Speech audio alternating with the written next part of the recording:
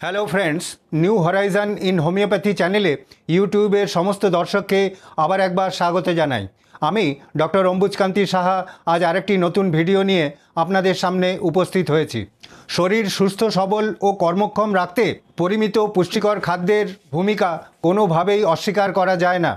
একেবারে শিশু থেকে আরম্ভ করে সব বয়সের স্ত্রী পুরুষদেরই protein, fat, carbohydrate, minerals, vitamin যুক্ত খাবার এবং অবশ্যই জল এর প্রয়োজনীয়তা অপরিসীম। তবুও অনেকের ক্ষেত্রে দেখা যায় সব রকম পুষ্টিকর খাবার খাওয়ার পরেও শরীরে নানা রকম সমস্যা দেখা দেয়। বেশিরভাগ ক্ষেত্রে এই সমস্ত সমস্যার কারণ ভিটামিনের অভাব। অসংখ্য ইউটিউব দর্শকদের অনুরোধে আজ আমি ভিটামিন B12 এর অভাবজনিত কিছু শারীরিক সমস্যা ও তার প্রতিকার সম্বন্ধে সংক্ষিপ্ত আলোচনা করতে চলেছি। ফ্রেন্ডস, এই ভিটামিন B12 কি, কোন কোন খাবারে পাওয়া যায়, ভিটামিন B12 এর ভূমিকা কি, ভিটামিন B12 এর অভাব হওয়ার কারণগুলোই বা কী কী, ভিটামিন B12 এর অভাবে শরীরে কি কি লক্ষণ প্রকাশ পায়, কি কি পরীক্ষা নিরীক্ষা করার প্রয়োজন, কোন কোন হোমিওপ্যাথিক ওষুধ অত্যন্ত কার্যকর ও কি কি ঘরোয়া পদ্ধতি অবলম্বন করা যেতে পারে, কি কি স্বাস্থ্যবিধি মেনে চলা দরকার, এই সমস্ত জানতে হলে আমার এই ভিডিও আপনাদের সম্পূর্ণ দেখতে হবে। আর যদি ভিডিওটি ভালো লেগে থাকে তবে অবশ্যই লাইক করবেন, বন্ধুদের মধ্যে শেয়ার করবেন, কোনো প্রশ্ন থাকলে হোয়াটসঅ্যাপে লিখে জানাবেন। আর আপনি যদি এই চ্যানেলে নতুন হয়ে থাকেন তবে অবশ্যই সাবস্ক্রাইব বেল প্রেস করে চ্যানেলটিকে সাবস্ক্রাইব করবেন, যাতে নতুন নতুন ভিডিওর নোটিফিকেশান আপনি সবার প্রথমেই পেয়ে যান। ভিটামিন B12 বা কোবালামাইন হলো ভিটামিন বি গ্রুপের 8 রকম ভিটামিনের মধ্যে অন্যতম।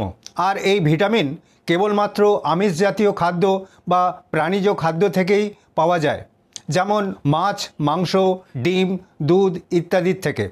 তবে বর্তমানে দানা শস্যে, বিভিন্ন রকম নিরামিষ খাদ্যে, পাউরুটিতে এবং ইস্ট জাতীয় খাদ্যের মধ্যেও ফর্টিফাইড অবস্থায় ভিটামিন B12 পাওয়া যায়। একজন প্রাপ্তবয়স্ক মানুষের প্রতিদিন 2.4 মাইক্রোগ্রাম ভিটামিন B12 এর প্রয়োজন হয়। আর রক্তে ভিটামিন B12 এর স্বাভাবিক পরিমাণ হলো 160 থেকে 950 পিকোগ্রাম পার মিলিলিটার। ভিটামিন B12 শরীরে 3টি খুবই গুরুত্বপূর্ণ কাজ করে। যেমন শরীরের প্রত্যেকটা কোষের মধ্যে যে জিন থাকে তার গঠনে খুবই গুরুত্বপূর্ণ ভূমিকা গ্রহণ করে।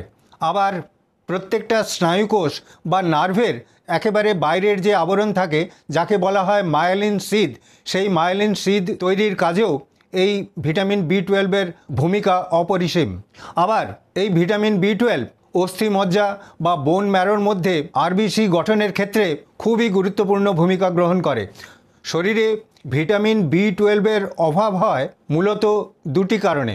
প্রথম কারণ হলো খাদ্যে ভিটামিন B12 এর অভাব, আর দ্বিতীয় হলো খাদ্যনালী থেকে এই ভিটামিনের ঠিকমতো শোষণ বা অ্যাবজর্পশন না হওয়া। পাকস্থলী থেকে যে হাইড্রোক্লোরিক অ্যাসিড সিক্রিশন হয় এবং আরেক ধরনের ইন্ট্রিনজিক ফ্যাক্টর ক্ষরণ হয়, এই দুই পদার্থই ভিটামিন B12কে খাদ্যনালীর মধ্যে দিয়ে শোষণ করার উপযুক্ত করে তোলে। সেই কারণে পাকস্থলীর কোনো রোগ হলে, যেমন গ্যাস্ট্রাইটিস হলে, অথবা পাকস্থলীর কোনো অপারেশন যেমন পার্শিয়াল গ্যাস্ট্রেক্টমি বা কমপ্লিট গ্যাস্ট্রেক্টমি হলেও হাইড্রোক্লোরিক অ্যাসিড ও ইন্ট্রিনজিক ফ্যাক্টরের অভাবে ভিটামিন B12 ঠিকমতো অ্যাবজর্ব হয় না। আবার খাদ্যনালীর কিছু রোগ যেমন ক্রনস ডিজিজ, সিলিয়াক ডিজিজ, এই সমস্ত কারণেও ভিটামিন B12 ঠিকমতো অ্যাবজর্ব হয় না বা শোষণ হয় না, এবং তার ফলেই শরীরে নানা রকম লক্ষণ প্রকাশ পায়। যেমন ভিটামিন B12 এর অভাবজনিত অ্যানিমিয়ার লক্ষণগুলো খুব প্রকট হয়ে ওঠে, আর তার কারণেই শরীর খুব দুর্বল হয়ে পড়ে, খিদে একদম কমে যায়, শরীর দিন দিন রোগা হয়ে যায়, শরীরের ওজন কমে যায়, মুখের ভেতর ও জিভে ঘা হয়, হাত পা ঝিনঝিন করে, শরীর অবসন্ন লাগে, কারো কারো খুব বমি হয়, লুজ মোশন হয়, চোখের দৃষ্টি কমে যেতে পারে, অনেকের ক্ষেত্রেই মানসিক অবসাদ দেখা দেয়, মেজাজ খিটখিটে হয়ে যায়, এমনকি হাঁটাচলা করতে বা কথা বলতেও খুব কষ্ট হয়। যাই হোক, যে কোনো বয়সের মানুষের মধ্যেই এই ধরনের কোনো লক্ষণ দেখা দিলেই একজন অভিজ্ঞ চিকিৎসকের সঙ্গে যোগাযোগ করতে হবে। উনি নানা রকম শারীরিক পরীক্ষা করে ও কিছু কিছু রক্ত পরীক্ষা যেমন সিবিসি ও রক্তে ভিটামিন B12-এর পরিমাণ নির্ধারণ করে বলে দিতে পারবেন এই সমস্ত লক্ষণগুলো ভিটামিন B12-এর অভাবের কারণেই হচ্ছে কিনা, আর সেই অনুযায়ী যথোপযুক্ত চিকিৎসার ব্যবস্থা করতে হবে। এখন আমি ভিটামিন B12-এর অভাবজনিত রোগ লক্ষণের জন্য অত্যন্ত কার্যকর কয়েকটি হোমিওপ্যাথিক ওষুধের লক্ষণ ও প্রয়োগ বিধি আপনাদের জানিয়ে দিচ্ছি। প্রথমেই যে ওষুধের কথা বলবো সেটি হলো আর্সেনিক অ্যালবাম।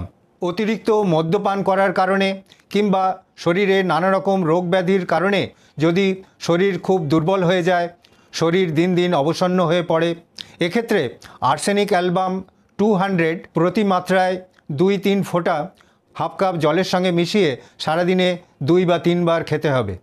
এরপর যে ওষুধের কথা বলবো সেটি হলো ক্যালকেরিয়া কার্ব।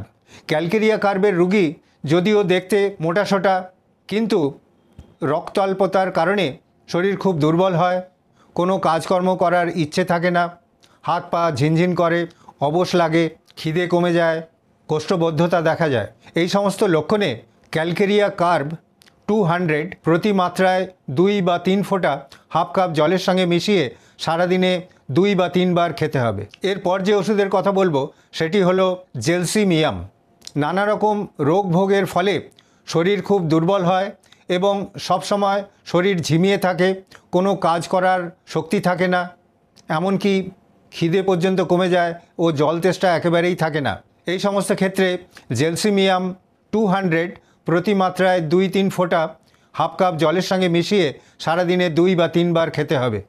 এরপর যে ওষুধের কথা বলবো সেটি হলো নাক্স ভমিকা। যে সমস্ত মানুষ রাত জেগে কাজ করেন কিংবা খুব বেশি মদ্যপান করেন এবং তার ফলে হজম শক্তি কমে যায়, শরীর দিন দিন রোগা হয়ে যায়, এই সমস্ত লক্ষণে নাক্স ভমিকা 200 প্রতি মাত্রায় 2-3 ফোঁটা হাফ কাপ জলের সঙ্গে মিশিয়ে সারাদিনে 2 বা 3 বার খেতে হবে।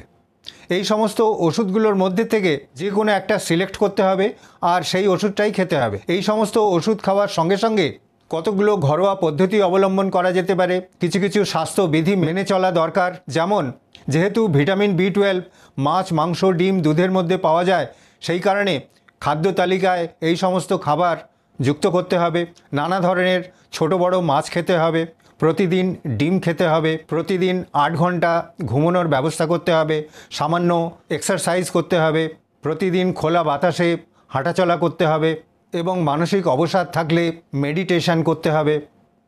এই সমস্ত করলেই ভিটামিন B12-এর অভাবজনিত লক্ষণগুলো ধীরে ধীরে দূর হয়ে যাবে এবং শরীর পুনরায় সুস্থ সবল ও কর্মক্ষম হয়ে উঠবে। আশা করি আমার এই ভিডিও সামান্য হলেও আপনাদের উপকারে আসবে। আবার আরেকটি নতুন ভিডিও নিয়ে আপনাদের সামনে উপস্থিত হব এই আশা নিয়েই আজকের মতো এখানেই শেষ করছি। ধন্যবাদ, নমস্কার।